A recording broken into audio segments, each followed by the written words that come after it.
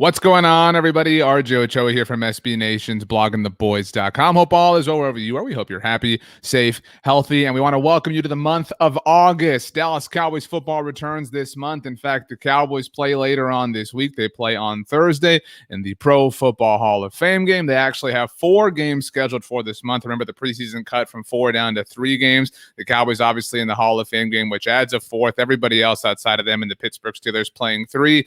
Good times are here. It is a game week technically, which means we have a different schedule of sorts here on the Blog of the Boys YouTube channel. Make sure you do subscribe. We will be going live after every single Dallas Cowboys game this season. We'll be going live every Tuesday, so make sure you subscribe to the channel so you don't miss any one of those things. But for now, we are here to recap the 8th Dallas Cowboys practice of training camp, one of the last ones before the team will head on over to Canton, Ohio for the aforementioned Hall of Fame game. It's been a very defensive heavy last couple of practices with Dak Prescott not participating in a throwing fashion. So let's go ahead and let's dive right in. Well, defense has been the story. We have to talk first about CeeDee Lamb. CeeDee Lamb is maybe the story of camp. You know, when I tweeted out the link to our episode 7, our practice number 7 recap video that we did here on the channel, I mentioned that if of all players on the Cowboys, the one who has I've maybe come around the most on, not come around, but experienced the most excitement about in terms of where I was with them before camp to now might be Trayvon Diggs. CeeDee Lamb, just like a pass that is going between he and Trayvon, might have just stolen that. CeeDee Lamb really looks incredible. CeeDee had an incredible day on Sunday. There's really no use in wasting time. Let's go ahead, start. We'll roll through the highlights. Let's start off with CeeDee Lamb against Trayvon Diggs. A mild CeeDee against Trayvon Diggs. We have a very special one to show you in just a moment.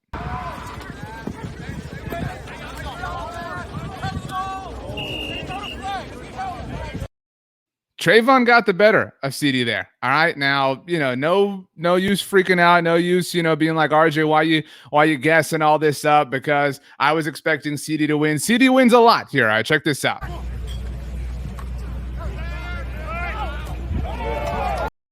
This is just, this is where CeeDee is a master. He's a master of a lot of things, but this is money all the time. 1st and 10, 3rd and 6, 2nd and 9, which is basically what people call the Jason Garrett offense. CeeDee, this is going to be open all the time, no matter who you're playing, whatever corner it is, because nobody can touch CeeDee Lamb in this capacity. One more time.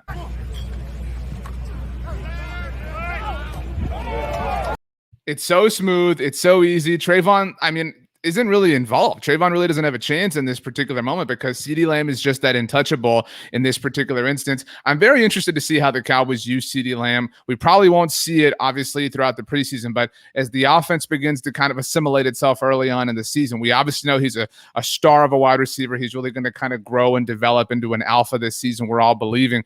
Don't want to see him utilized on punt returns. However, will the Cowboys use him out of the backfield? He did get a snap out of there on Sunday. In the backfield, 88 in the backfield. Uh-oh, there he is. I'm not opposed to this, and if you are pro CeeDee Lamb punt returner, I can't imagine you're against this. CeeDee Lamb's a special football player, and generally speaking, the rule is get the special football players the ball however you have to so they can do special things in the game of football. But ultimately, I think the quickest way to maximizing the efficiency of CeeDee Lamb are yards downfield. Get him downfield so we can throw the football. Garrett Gilbert, who's kind of impressing people, I think, as the potential actual QB2 for the Cowboys. We all kind of entered this training camp down on Garrett Gilbert, wondering, is he really the guy? Should the Cowboys go out? Should they sign Blake Bortles? Should they get somebody else? I think Garrett Gilbert looks okay, but this is more about CeeDee than it is Double G.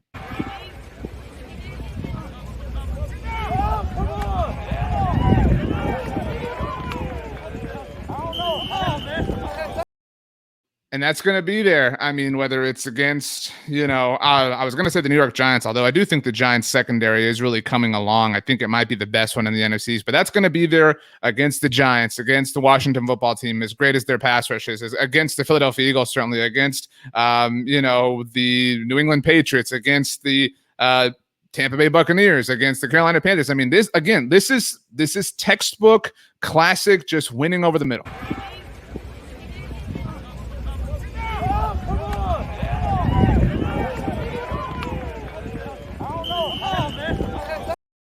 And CeeDee's sort of hallmark quality while at the University of Oklahoma was his yards after the catch ability. He is the yak god. And so this is the advantage we want. This is where we want CeeDee Lamb. We want him out of the open space. We want him doing what he can, evading defenders, picking up more yards. And I'm just so excited to see CeeDee Lamb. I know you are too. We have one more CeeDee Lamb clip to play, and it is the best one. This is incredible. I mean, it's going to be an awesome season.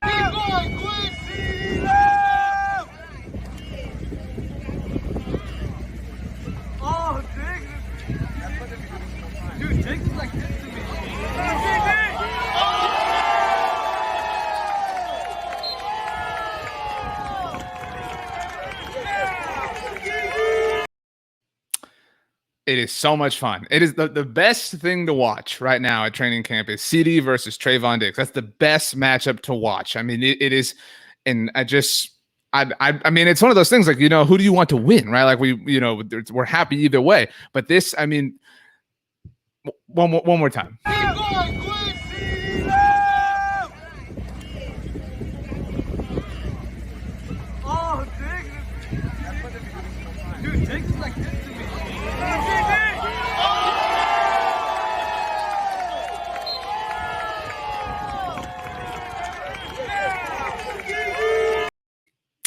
All right. Okay. Congratulations to CeeDee Lamb, maybe the star of training camp so far. We have a lot of defense to get to. So before we do, let's kind of tidy things up on the offensive side of the ball. Dalton Schultz continues to look really good, working against Keanu Neil. Starting tight end for the Dallas Cowboys.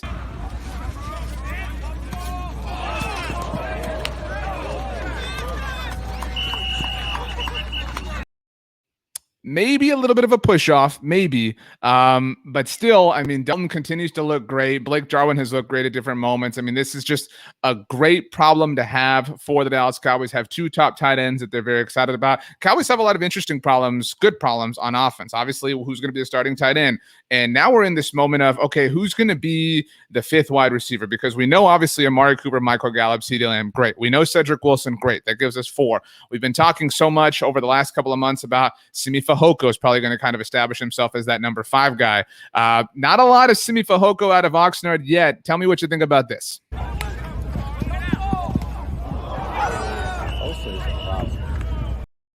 That's Nashawn Wright, third-round draft pick of the Dallas Cowboys, working against Simi Fehoko, 2 Pac-12 guys, as Kyle Youmans pointed out on Twitter. Kyle Youmans, great guy over at DallasCowboys.com.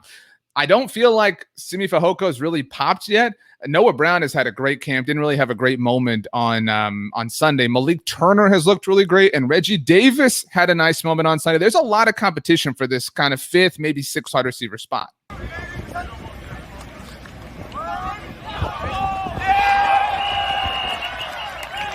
We got a touchdown offense. Score is 7-7. 7-7. I don't know how this is going to shake out. More than ever, we need the preseason. That's really where we're at here. We really need the preseason kind of figure things out, because this wide receiver group, and that's one of the bigger things of the preseason every year, is there's always that undrafted free agent, that late round pick, that pet cat, whatever, that we're really rooting for. There's that late night preseason game that we're all staying up really kind of, that's our guy. We've all, it's been a number of guys. Lance Lenore was a guy that I went to bat for a number of times. There's always that guy. Maybe Reggie Davis is for you. Last couple offensive clips before we move to the defensive side of the ball. Sean McKeon gets another touchdown, really establishing himself again. His roster spot is safe, but he really might be more involved than we're thinking at this point.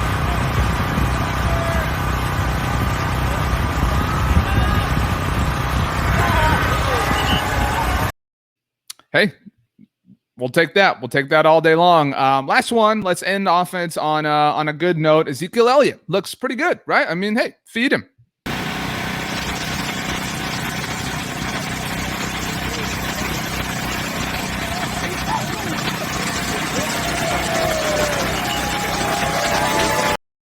We really have never seen the Cowboys utilize Zeke like this. Now, this is just, this is light. This isn't anything major, but Zeke's only sort of primary utilization from the Cowboys or for the Cowboys has been out of the backfield. It would be great to see Zeke Elliott obviously be involved in the passing game, whether that's the underneath stuff in the screen game, these little swing routes, whatever. We want to see Zeke Elliott really maximize. And the same goes for Tony Pollard. So it's good to see. But let's get to defense. Let's start with Keanu Neil, who finally had a moment. All right. Keanu Neil, somebody who we're all very excited about, certainly to see what he looks like at linebacker. Dan Quinn has said, this guy really was a linebacker already. This transition's easy for him, etc.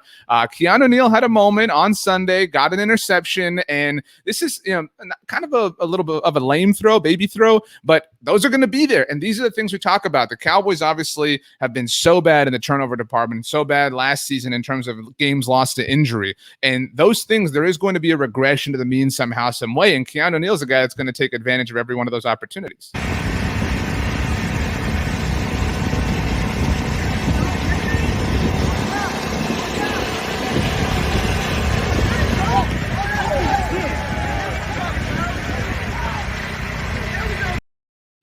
I want to point something out. I like to notice these weird little quirks. I think that, football is such a strategic game. We all know that. A few years ago, if you have followed me for a while, if you are a reader of bloggingtheboys.com, you should be. You're home for the best Dallas Cowboys coverage in the world. In 2017, when the Dallas Cowboys went to Washington to take on the football team, the game ended on a Byron Jones interception, effectively ended, but Byron Jones, with just a few seconds remaining, with the Cowboys having the lead, took it to the house for a touchdown. I get it. Byron Jones didn't get a lot of career interceptions. When that happens, you get excited. You see a path to the end zone. You're an elite athlete like Byron Jones. You 2 and 2 together, you want to go score. However, I wrote at the time that Byron Jones should have taken a knee, should have gone down to the ground, because the Cowboys could have come out, could have taken a couple of knees themselves and could have ended the game. They could have controlled the game. Yes, going up and scoring another touchdown, basically ends the game, but you never know what can happen. You never know if crazy, this is football, it's the NFL. Crazy things can happen, injuries can happen, etc. And I want to point out to you, I want you to see this Keanu Neal interception one more time. Look at what he does after the interception. He goes up, he catches it, awesome stuff. He knows he's in the end zone, so watch what Keanu Neal does.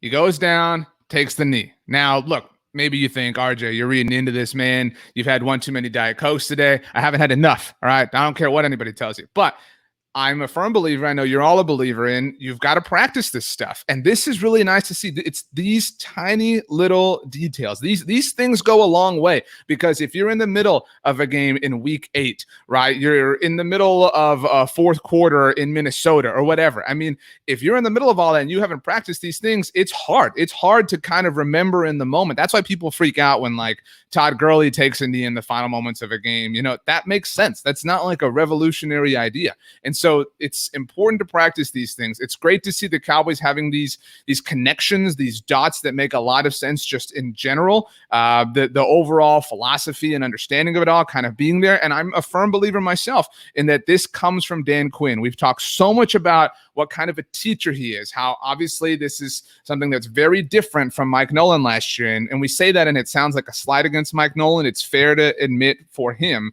that last year, obviously with all the protocols in place, he didn't have the opportunity that Dan Quinn does now to be kind of the same sort of teacher to an in-depth level. Look at Dan Quinn today. I mean, just this kind of stuff. I'm not saying that Dan Quinn's out here telling the Cowboys players, hey, when you get an interception in the end zone, take a knee, but this instruction period is really, really, really valuable. You got to see a change of speed from bag 3 to Jake. There you go. Like you're going to have to step over a guy. You have to jump through it, all right? As the end comes, you're going.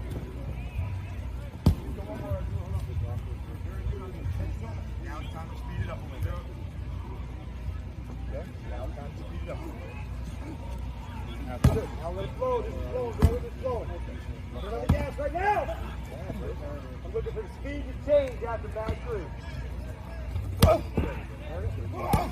to turn off. Turn it up. You shoot off. You want to go on. Good turn. Good turn. Good turn. 1, 2, 3. That's one to finish. Top. Got the left side, Jake. Top cross going to the left. We all want to see at the end. Now, that difference between going from third gear to fifth. Now have to go fourth. Okay, because as the one guy, we don't get to do that in practice. We've got to create ways to feel that feeling like I'm right there, and it can't be just the same stride right there. It's got to be like I'm a women's Jamaican 100-meter runner. But 1 meter. Boom! Every bit you have. Every bit you have.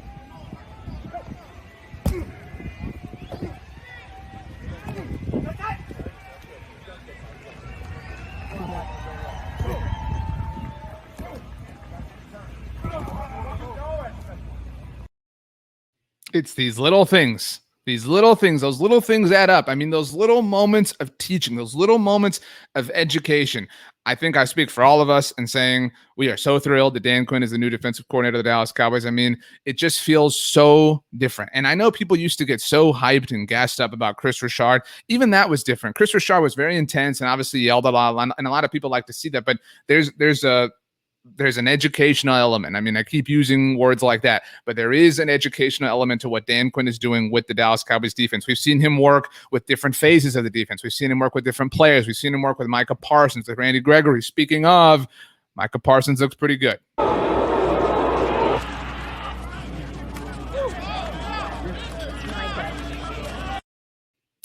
That's what we want to see. Get there, get home, get to the quarterback. Obviously, they're not doing that right now, but I think we might be pleasantly surprised. I mean, I'm not trying to really go off the deep end here and say Micah Parsons, but I mean, if he won Defensive Rookie of the Year, I would not be shocked at this point. Like, I know obviously we all want it to happen, and it's obviously possible in a literal sense, but it looks like it's legitimately possible now. I mean, he looks as advertised is really my point. I mentioned Randy Gregory.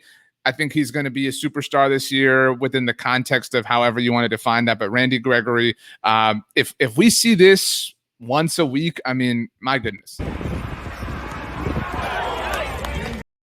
I know it's quick, so watch it, be careful. It's only about 3 seconds. Watch Randy Gregory gets in. He's those long arms. We've heard so long for now, 6 years almost, about those long arms of his. Just gets them up. You don't always have to get home. You don't always have to hurry the quarterback. If you're disrupting the play, if you're causing incompletions, that is going to work 100 out of 100 times. Oh, yeah. Randy Gregory, very exciting times. We have some other players to get to, but last one before we do, Leighton Vander Esch. We've talked about, a lot of people. Leighton Vander Esch is obviously flying under the radar a bit, just kind of in a general sense for the Cowboys defense. Looked okay on Sunday. I mean, he looks like the starting linebacker for the team, starting middle linebacker, whatever you want to say. I mean, or at least like he's capable of being that player for the Cowboys. Obviously, Micah Parsons' presence, affects a lot of that, but he looks like a very legitimate player. Obviously, his health has been the biggest question mark so far at this point in his career, but looks solid nonetheless. Defense forward. First to 18 wins.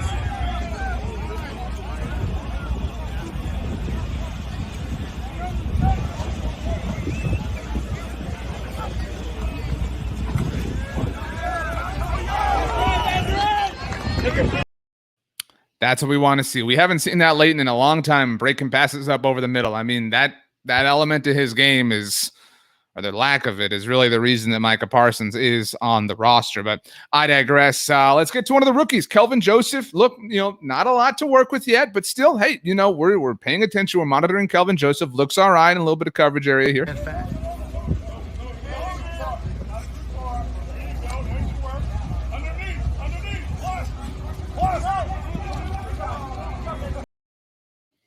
Working against Reggie Davis, who had the big catch already we showed you. I mean, it's positive. I think that he might be the player I'm most excited to watch in the preseason because we're going to see a lot of him. I think it's very difficult to imagine a world where he's the most promising Cowboys rookie this season just because Micah Parsons is there. But it definitely looks, like he has a lot of potential. Obviously, the reason the Cowboys drafted him in the second round. Speaking of their draft class, though, somebody who is not doing well is their last pick, Matt Farniok, the guard out of Nebraska, has some snap issues.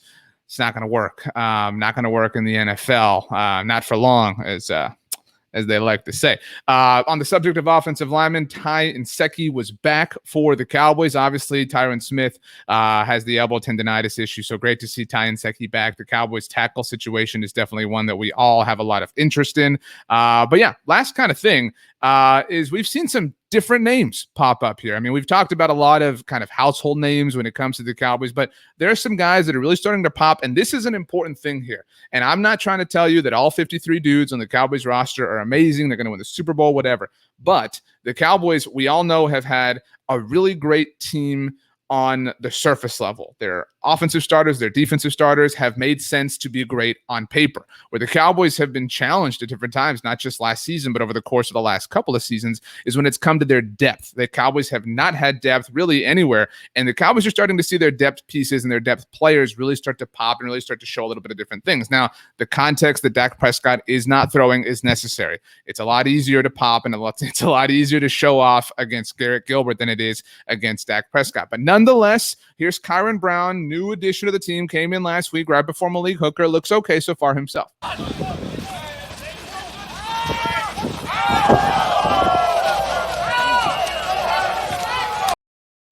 Saves a touchdown. Who's upset about this? I mean, it's clearly what the Cowboys saw in him.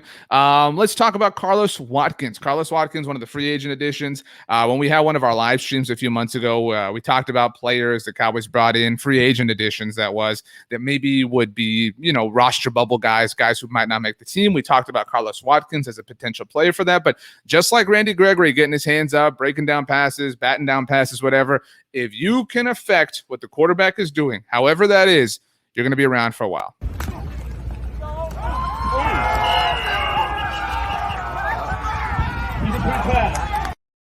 Now, I don't want to knock Carlos Watkins. Great play. I want to take away from it. But, we talked about Israel Mukuamu yesterday on Saturday. You're going to get your hands on it. Should be an interception. But to be fair, there's a reason that Carlos Watkins is a defensive lineman and not a defensive back. So we'll give him a pass on that. If we gave him a pass, though, hopefully he does catch and intercept it. Speaking of interceptions, last highlight for the day, Maurice Kennedy, who might be the highlight of training camp in general. Obviously, CeeDee Lamb's done well. Trayvon Diggs has done well. There are a lot of players who are doing really well. But Maurice Kennedy might be the guy who's doing really well that none of us really saw coming. An opt-out last year for the Cowboys. So we really had no idea what to expect. He's got 3 interceptions so far in camp, and here's the latest one. Thank you, Garrett Gilbert. Get him, Bender.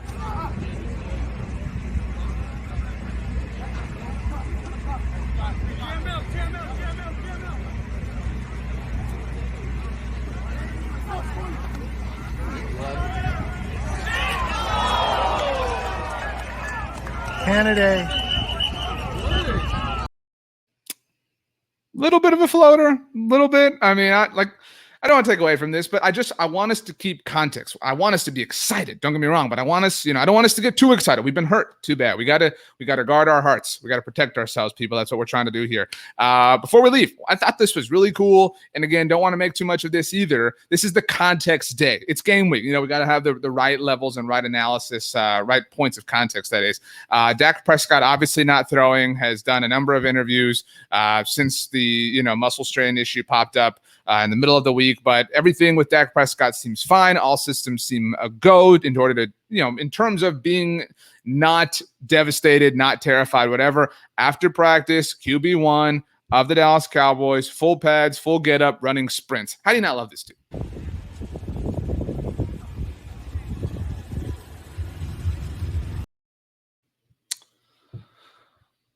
It's QB1, man. QB1.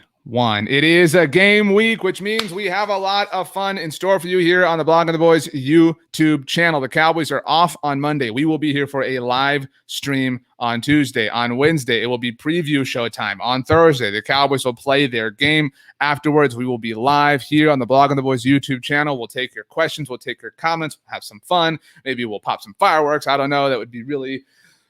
Don't want to do that in here, but you get my point. We're going to have a good time, and we are so appreciative to everyone who has taken the time to join us, to subscribe, to be part of our journey as we embark on the 2021 Dallas Cowboys season, a campaign that will undoubtedly end with a Lombardi trophy. We are all believing. So look forward to a fun week. This week, by the way, our daily updates return on the Blogging the Boys podcast network. We are available on all podcast platforms. Search for Blogging the Boys, subscribe, leave a rating, write a review. In case you were unaware, every morning you get the Ocho, Ochoa. It is what it is. You get the Ocho. It's 8 minutes or less. Again, Ocho, not a very creative person here.